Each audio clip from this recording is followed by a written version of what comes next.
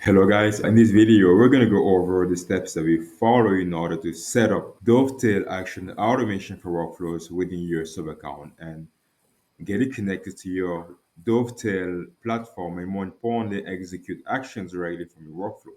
So let's get started.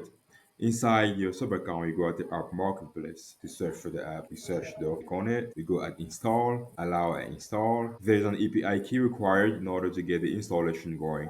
But before we go any further though, if you notice we have a smart queue here. Actually, if you click on it, it will show you how to get that API key. But let's do it together. Let's switch to our Dovetail platform. Inside Dovetail, we come here, we scroll down to settings. At settings, we come at personal API key. You can type my key. Let's go for 30 days and we create. And we got a key here. So we make sure we copy it, we switch back, we paste, we go and continue, we choose the plan, we confirm the plan, we complete the installation, and we get the uninstall. This means the tool is already connected to our Dovetail platform, and now we're able to execute actions directly from the workflow for our Dovetail platform. So, guys, if you ever have any question, feel free to reach out. We are very dedicated team who's also available 24/7 to answer to all your questions.